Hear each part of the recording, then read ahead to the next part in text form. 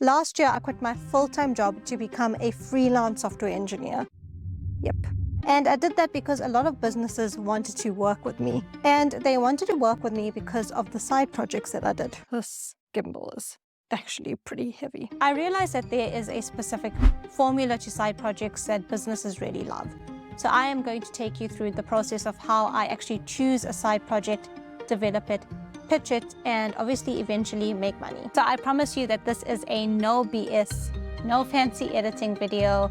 It's just me telling you what worked when I chose side projects that belong to a specific type of criteria. So stick around. Hopefully you won't get too bored because I can't entertain you with fancy video transitions, and subscribe. So when I first started doing side projects, I thought that I could just scour the internet, look for projects by other developers that I can clone and sort of make it my own. And I was doing that and I thought it was fine. And if you're doing that, great. But what I found was that that is really good if you are learning to code. But I realized that there was a big difference between I want to do this project because I am learning to code versus I want to do this project so that someone will hire me. Nobody wants to see a notes app that I created because it's been done a million times. Even if it looks good, if it has a clean UI, it's still the same project that's been done over and over again. Because if I created a notes app, then all I can do is prove that, hey, I know I can code, but so can a lot of other people in the same position as me. So I figured out that I needed something juicier. So last year, I had a friend ask for a simple data analysis for their company, which is cool. I'm a data analyst. I specialize in applications that are surrounding data analytics. So I developed these reports, but I really wanted to prove my worth because this was, in essence, my first client. And I thought, how could I make things better? They wanted a simple sales analytics, and I thought, well, let's add some machine learning to it, so that I can start predicting if a specific customer type influences a sale. I was also then publishing these reports on Tableau. And that meant that the customer would need to actually log into a portal and then view their data analytics report. Well, that sucks. And I know from my consulting background that accessibility is king. So I actually moved the analysis to Python and sent the client HTML reports on schedule. And they loved it. Specifically, they loved two things. So they moved from a simple current sales analysis to an analysis that was more robust, it was more proactive. But more importantly was that they have the analysis on email, which means that they can access it anywhere, embed, on a plane, etc. And because of that, they wanted more and more projects from me, which led me to the question, why? And then I realized, is this how I'm supposed to choose side projects? Because once I made that change, it became a lot more easier to get hired and make money.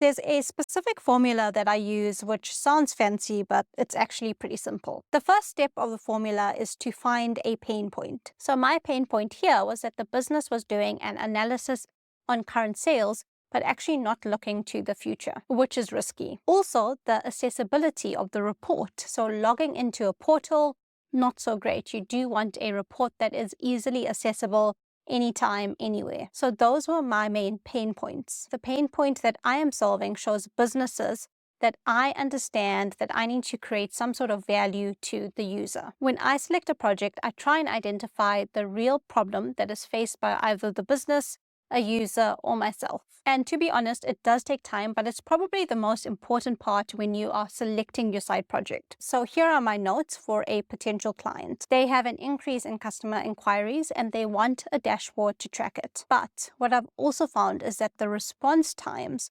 to customer requests are actually quite long, which leads to the customer being unhappy and leaving some pretty negative Google reviews, and you don't want that. And it's because the customer service agents actually don't know which inquiries to prioritize. And this pain point actually wasn't obvious until I had spoken to some of the business users and stakeholders. So I had to really do some digging. And what I've done is I have physically selected this specific problem to pitch on. They haven't hired me yet, but I think that this problem will pique their interest. What I found is that the key is to solve a problem that exists. And I want to make this problem and I want to make this pain quite obvious to the business. I don't create an initial project to solve many problems. I pick one or two that are the biggest problems and use that. And whenever I develop a side project, I think about that value. Can this project create some sort of value?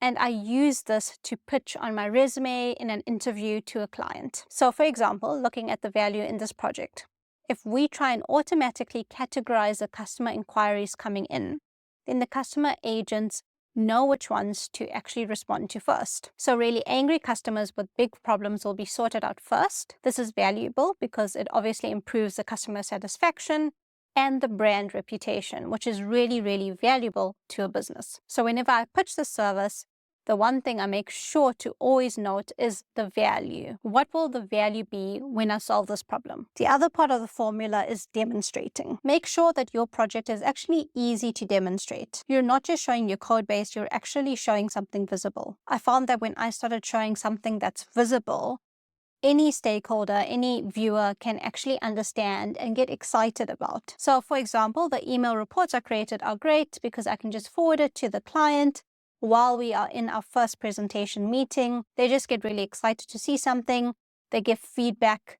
It just hypes up the actual service that you're providing. So producing a physical demo has its advantages that you can basically just link it on your resume, show it in an interview, or go through it if you meet someone in person that may be of interest to you. I do have one last piece of advice that sort of ties everything together. Make your side project actually reflect a real work environment as close as possible. Now, what do I mean by that? When I'm working on a side project, I like to think how it fits into the bigger part of the picture. Am I considering factors like scalability, security, user experience? Am I using tools and technologies that businesses actually use? Am I collaborating with others, or at least planning my project as if I were part of a larger team? And by doing this, I'm not just showing off this cool project that I've done, but I'm actually demonstrating that I can in fact work in a real life working environment and produce results. I found that once I started applying these specific techniques and making a conscious decision to, they really helped me get hired by all different types of clients. So I do hope that helps you. Please let me know your thoughts, and please like, comment, and subscribe just so the YouTube algorithm knows that I exist. Other than that, I'll see you on the next one.